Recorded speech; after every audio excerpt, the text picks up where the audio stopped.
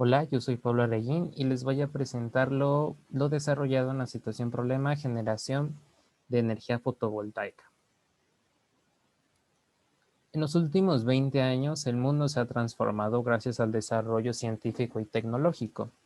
Y ahora con la pandemia, este desarrollo se ha incrementado significativamente. Según datos 2013 del World Energy Council, en 2011 se producieron 14.092 megatoneladas equivalentes de petróleo, de las cuales el 82% fue generado por energías derivadas de combustibles fósiles y solamente el 13% fue generada por alguna energía renovable. En la gráfica podemos observar en azul las energías renovables generadas por métodos de hidro con agua y bueno, el otro 11% corresponde a otras energías renovables como la solar o eólica. Sin embargo, para 2020 el panorama pinta así. El 76% de las 17 megatoneladas equivalentes de petróleo generadas por combustibles fósiles y ahora el 18% generada por energías renovables.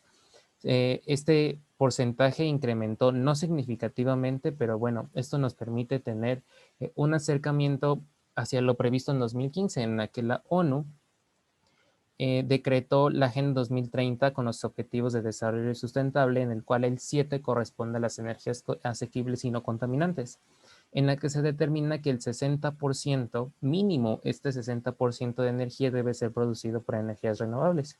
Y el panorama no es tan favorable. Estamos a 9 años de llegar a estas metas y el panorama sigue siendo un tanto complicado. Como lo vimos en las gráficas anteriores, seguimos dependiendo en gran medida de las energías por combustibles fósiles y en la vida cotidiana dependemos demasiado de estos combustibles y se está dejando de lado las energías renovables ya que implican una inversión significativa y además implica recurso humano que no está preparado ni capacitado para afrontar este reto. Entonces, por esto se vuelve sumamente importante el desarrollo tecnológico en esta área de las energías. Por ende, se vuelve relevante que los ingenieros que están en preparación conozcamos de estos temas para poder involucrarnos, porque sabemos que el deber de un ingeniero es proponer mejoras y proponer soluciones a los problemas actuales. El futuro pinta de esta manera. Si bien en la actualidad, como vemos en la imagen de la derecha, hay granjas ya solares, por ejemplo, en Sonora, en California, en Estados Unidos hay demasiadas granjas con las que se genera un buen porcentaje de energía fotovoltaica. El futuro es que toda casa tenga mínimo una celda y podamos producir al menos el 60% de energía renovable como la aplica eh, la Agenda 2030.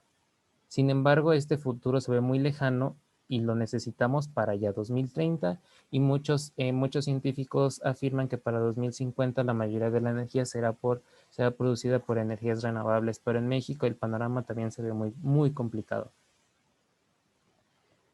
Pero para hacer más tangible todos estos datos de la energía fotovoltaica, en esta calculadora de PV Watts, podemos ver que en mi caso, en mi casa con una celda de unas dimensiones determinadas, se pueden generar 5.339 kilowatts al año, que esto corresponde a la potencia generada por esta celda.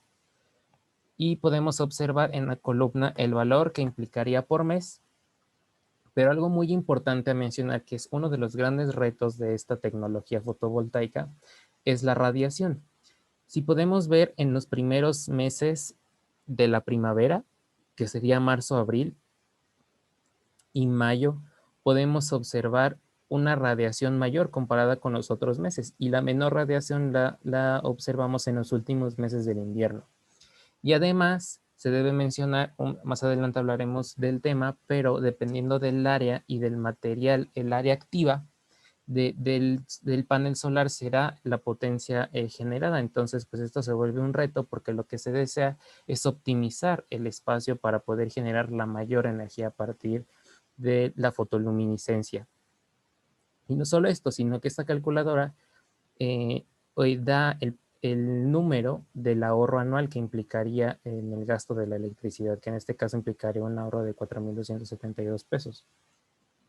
Pero ahora, como ingenieros es importante saber cómo funcionan estas celdas para proponer alguna mejora sobre estos sistemas.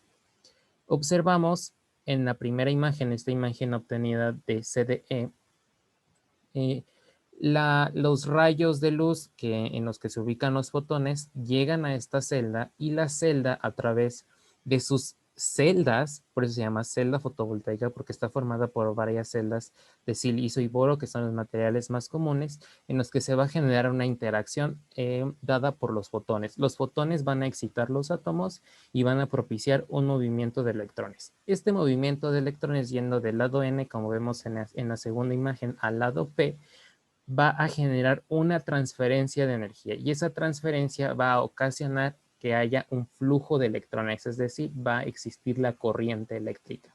Esta corriente pues va a ser la que va a nutrir a toda nuestra casa, como lo podemos observar aquí. Bueno, y aquí se deben involucrar otros dispositivos como un inversor para poder transformar de corriente directa a corriente alterna, que es la que todos tenemos en nuestras casas, o al menos la mayoría tenemos.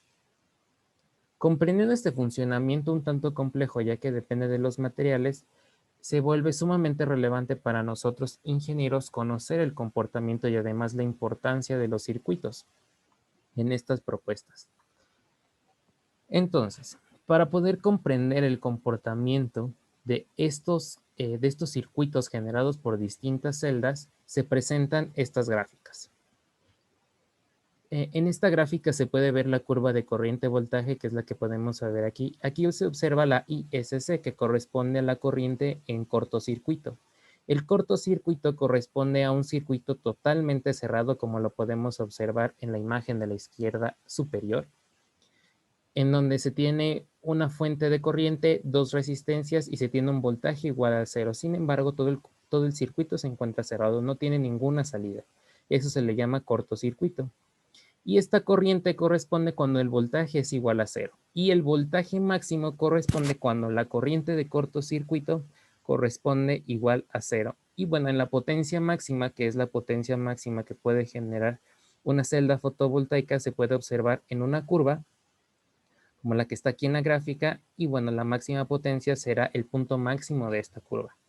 Con este término de máxima potencia se vuelve todavía más relevante los términos de corriente a máxima potencia y voltaje a máxima potencia, ya que estos dos parámetros son los que van a nutrir a todo el circuito de corriente directa y después va a llegar al circuito de corriente alterna en las casas. Y los conceptos de corriente y voltaje los define la ley de Ohm, en la que sabemos que, como ya habíamos mencionado, la corriente corresponde al flujo de electrones. El voltaje es un diferencial de tensión en el que lo podemos definir como el trabajo de mover un electrón de un lado a otro. Y bueno, implícitamente se encuentra el concepto de la resistencia, que este concepto ya se encuentra embebido en el material, en el que sabemos que la resistencia es la propiedad de la oposición al flujo de electricidad. Perdón, al flujo de corriente. Entonces, pues estos tres conceptos ya se encuentran directamente sobre estas aplicaciones y es sumamente relevante conocerlos. Y ahora, para la simulación, para poder llevar todos estos datos a una situación real, ya que por pandemia no se puede hacer una simulación práctica, se puede hacer una simulación teórica. Esta fue hecha sobre el software Multisim, en el que podemos observar en esta primera imagen una celda, que es la que dice UI, que es nuestra celda 1, conectada a dos fuentes de voltaje. De este circuito se conectó enseguida con otras 5 celdas en serie. Y aquí vamos a entrar ya las propiedades en serie, que las podemos ver aquí. Y después esto generó un módulo. Y después se conectaron dos módulos en paralelo, que lo podemos observar aquí. Un módulo está conectado a la toma de voltaje, a las dos tomas de voltaje, y está conectado también al módulo 2. Entonces aquí toma relevancia las propiedades de los circuitos en serie y en paralelo, donde sabemos que los circuitos en serie, sus resistencias va a ser la sumatoria de las resistencias de las 6 celdas, el voltaje será la sumatoria de los voltajes en las 6 celdas y lo único que no variaría sería la corriente. Comparado con los circuitos en paralelo en los que el voltaje es el mismo y las resistencias cambia un poco el cálculo, que sería 1 sobre la resistencia total será igual sobre 1 sobre la resistencia 1 más 1 sobre la resistencia 2, calculando el inverso para poder tener la resistencia total neta. Y la corriente pues sería la sumatoria de cada una de las celdas. Entonces en este caso tendríamos que sumar 12 corrientes distintas.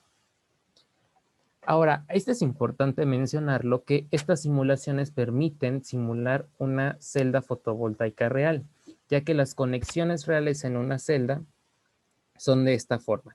Se forman, se unen ciertas celdas de silicio en serie y después estos módulos se van conectando en paralelo hasta tener una celda lo suficientemente grande para poder generar una potencia específica. Por lo regular, la máxima potencia determinará la clasificación de estas celdas. Hay de 12 volts, de 14 volts, de 15 volts. Y uno de los grandes retos, como mencionaba, es maximizar el área de trabajo y minimizar el tamaño. Entonces, es por eso que vemos muchas veces muchos paneles solares porque se requieren de demasiadas celdas para poder generar una corriente eléctrica considerable. Con estos módulos ya simulados en Multisim, pues se generan este tipo de gráficas en las que podemos observar los conceptos ya comparados en una gráfica teórica. En este caso observamos la corriente de cortocircuito que mencionábamos que corresponde al voltaje igual a 0 y es una corriente en donde el circuito se encuentra totalmente cerrado, en el que corresponde a 200 milis. Y después tenemos el voltaje de circuito abierto que corresponde a un circuito abierto sin conexión aún a un circuito externo. En este caso, el circuito externo, como mencionaba, sería para la casa. Y también observamos la máxima potencia que corresponde a 590 milis y veíamos que es el punto máximo de esta curva. Estas gráficas permiten observar el comportamiento de una celda fotovoltaica. En este caso fueron celdas teóricas, sin embargo, son muy cercanas a la realidad. Estos datos son sumamente relevantes ya que vienen en el etiquetado de cada celda. Pero mencionaba, estos datos son antes de poder conectar la celda a un circuito, antes de conectar la celda para nutrir todo el circuito de corriente alterna en la casa. Para saber qué voltaje y qué corriente estará percibiendo todo nuestro circuito, tendríamos que revisar la corriente a máxima potencia y el voltaje a máxima potencia también.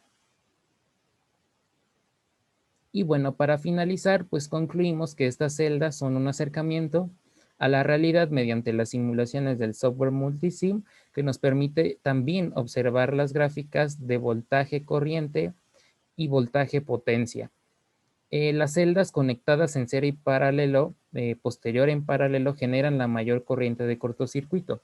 Algo muy importante de mencionar es que se deben realizar varias simulaciones para poder optimizar la corriente de cortocircuito, así como la potencia máxima. En este caso de todas las pruebas realizadas, este circuito formado de un módulo en serie y después otro módulo conectado en paralelo, pues genera la mayor corriente. Es por eso que este tipo de conexiones son usadas en la realidad. Vimos también la aplicación de la ley de Ohm y de las propiedades de los circuitos en serie y paralelo que son sumamente relevantes para conocer todos los parámetros que están envueltos en estos circuitos que son sumamente relevantes para la humanidad. Y también pudimos observar la posibilidad de incrementar la generación de energía fotovoltaica conectando en cierto modo, conectando en este caso en serie y después en paralelo las celdas para poder optimizar la área de superficie. Esto sería todo. Muchas gracias.